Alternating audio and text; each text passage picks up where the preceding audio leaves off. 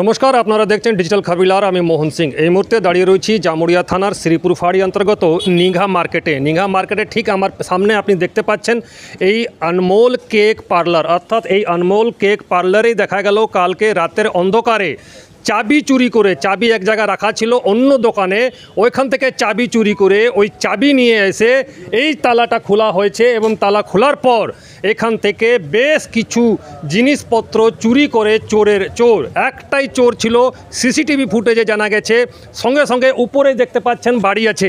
বাড়ির উপরে আছে উপর থেকেই যে বলছে পূজা করার যে মূর্তি চাঁদির মূর্তি ছিল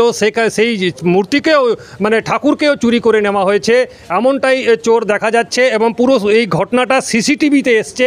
আমরা দেখতে পাচ্ছি যে এই সিসিটিভি এখানে আছে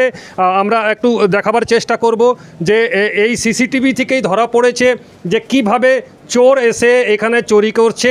এই ঘটনাটি ঘটেছে নিঘা অর্থাৎ শ্রীপুর ফাঁড়ি থানা অন্তর্গত এখানেই চোর নাকি পুরো ঘুরে বেড়াচ্ছিল রাত্রে এবং ঠিক এর উপরে বলা যায় ঠিক এর উপরে বাড়ি আছে বাড়িতেও তখন কেউ ছিল না সেই সময় দেখা গেল যে চোর এসে পুরো বাড়িকে তহস-নহস করে দিয়েছে এবং সেখান থেকে প্রায় বলা যায় ৪৫,০০০ টাকার যে জিনিসপত্র সে নিয়ে গেছে সঙ্গে লক্ষ্মী ঠাকুরকেও নিয়ে গেছে এমনটাই জানিয়েছেন যে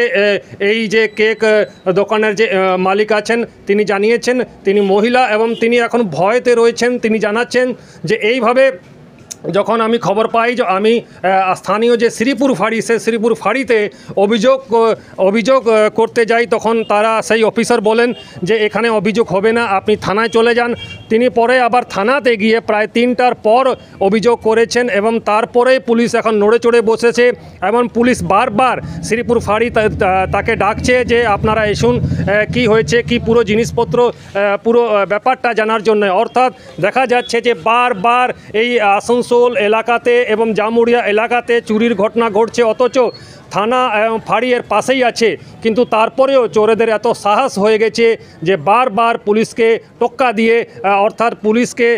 বুড়ো আঙ্গুল দেখিয়েও তারা এইভাবে চুরির যে ঘটনা ঘটিয়ে চলেছে। रात को लास्ट नाइट व्हेन आज सुबह में जब मैं शटर खोली 10 बजे तब मैंने देखा कि मेरा शटर एक सिंगल लॉक नहीं था सिर्फ लॉक लगा हुआ था मैंने शटर ओपन था तो मैं इनसाइड में आके देख रही हूँ मेरा कैश काउंटर मेरा कैश बॉक्स सब टोटली गायब हो चुका था और फिर मैंने आके देखा तो पूरा मेरा सामान इधर उधर बिखरा पड़ा हुआ था तो फिर मैंने पुलिस को कंप्लेन किया श्रीपुर आईसी से ऑफिसर आया वो पेन ड्राइव में मेरे पास सीसीटीवी फुटेज था मेरा टोटल सीसीटीवी है फिर मैंने घर को जाके चेक किया तो घर पे भी टोटल वही घटना हुआ घर से भी जितना सिल्वर कॉइन था कैश था सब लेके चला जा चुका था। कितना कैश गया? मेरा नियर 40,000। तो आपने पुलिस में कंप्लेन किया? मैंने किया एफआईआर मैंने ऑलरेडी कर दिया एफआईआर का कॉपी मेरे हाथ में है तो बस हो गई एफआईआर करने में यहाँ का ऑफिसर ने बोला आप जमुरिया चले जाइए हम लोग फाड़ी यहाँ हमारे ऑफिसर के पास चले जाइए वहाँ जाके आप कर लीजिए फिर मैंने वहाँ जाके कर लिया। क्या लगता है कैसे घटना घटी चाबी तोड़कर या चाबी तोड़ के मेरे बगल पे चाबी रहती है उनके यहाँ से चाबी निकाल के उसके बाद ये घटना घटी है। कहने का मतलब आपको 2 जगह चोरी है जहाँ पर चाबी रहता था हाँ वहाँ भी चोरी हुई है उनके भी वहाँ से चाबी चोरी करके फिर उसके बाद वो चाबी फिर वहाँ डाल दिया गया फिर वो डाल दिया गया चाबी। उनके पास एक दुकान में चोरी हुआ उनका चाबी आपके गोदाम में रहता था? हाँ मतलब पर डे उनका चाबी जो है यहीं पर हमारे गोडाउन में रख दिया जाता था और वो सुबह में फिर उसका स्टाफ आता था और चाबी ले जाता था और कल रात भी उसी चाबी रखा हुआ था तो वहाँ से फिर रात में कुछ चाबी खिड़की के माध्यम से घुसा और चाबी रात में गायब कर दिया।